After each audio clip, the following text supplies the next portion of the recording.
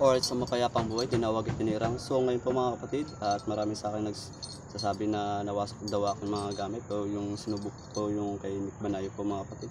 So ngayon po mga kapatid, may mga antas na rin po yung sa larangan ng espiritual rin po mga kapatid. Kasi yung kay Nick Manayo po, napakalakas po ng kapangyarihan yan. At yung kayang gamit rin po kayang kahit yung kasi may panutla kasi malakas kasi yung kapangyarihan. May mga age limit po rin yung mga kapatid. So ngayon po mga kapatid, at ipapakita ko po sa inyo yung aking gamit o itong takrip po mga kapatid. At matalas-talas na rin po ito. At ito rin po mga kapatid At patalas na rin po itong ano rin ito. At itong chilyo na rin po ng mga kapatid itong malisong ay yung tawag nito tawagin yung ano yung mga pandepensa rin po mga kapatid. Marami rin sa trabaho rin po namin to may mga ganito rin po nakikita ko rin po sa trabaho rin po. Halo-halo rin po yung mga ganito po yan. Kaya ito yung susubukan ko kasi sa akin yung kay Nick Banayo po mga kapatid at nawasak rin po aking gamit rin po. Pero yung may pinasubok rin kasi ako ng kay Nick Banayo rin po mga kapatid. Kaya yung pinasubok ko sa kanya yung medalyon, biglang nawala kasi yung sa akin. Yung una, hindi tinamaan ng bala ng baril. Yung pangalawa, biglang nawala. Eh may nagsasabi rin kasi sa mga ganyan, baka kinuha daw ng ganito. Ewan ko lang. Pero hindi ko ma-expect na gano'n ang nangyari. At biglang nawala kasi yung aking gamit, yung medalyon. Kasi makikita kasi yung iba kasi pag binaril lang kasi yung mga kapatid, dapat na yung makikita na rin po yung mga kapatid kung saan tumalsik yung medalyon o kung mabutas man yun. Kasi doon yun na makikita yung mga kapatid At papakita ko sa inyo yung ito yung mga kapatid Talas rin ito mga kapatid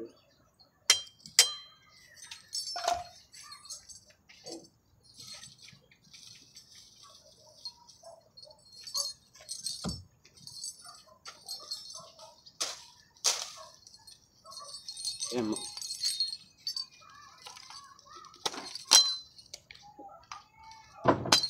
Ayan, kung gaano katalas ito mga kapatid Ayan, takbo yan mga kapatid, matalas yan.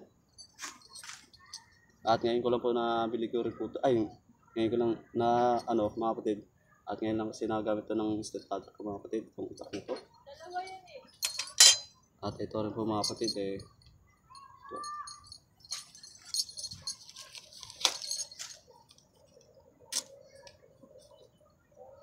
Matalas po yung mga kapatid Ito po mga kapatid, mga ano yun.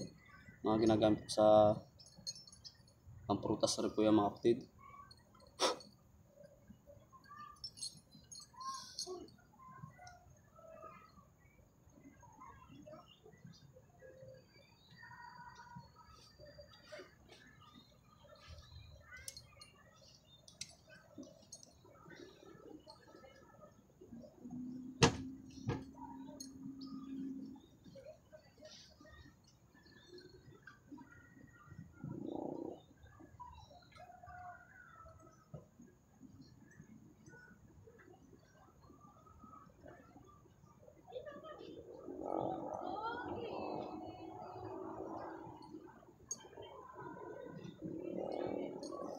Dami yung lamok kasi dito mga kapatid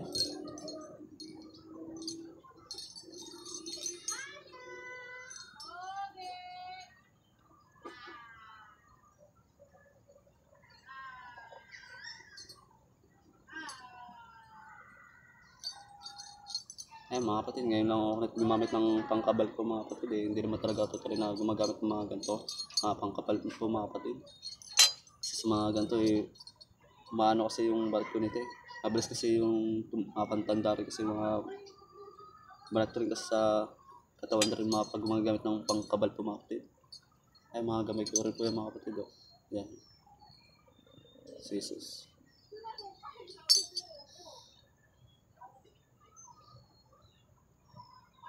Laki ng lamok Ay napatay ako ng lamok po yan mga kapatid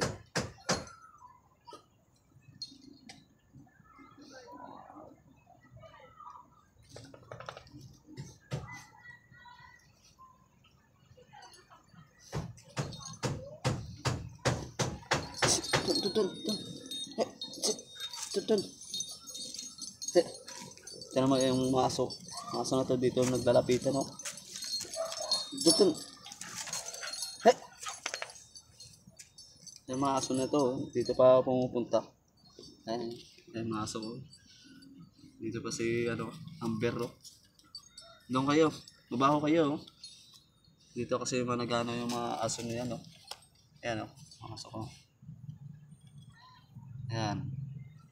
Dito pa, napakagas daw nito eh. No? Oo. Ayan yung aso namin. No? Kaya ito, chop-chopin kaya natin to. Ito. Lulutuin ka na namin, ha? Titoy? Ha?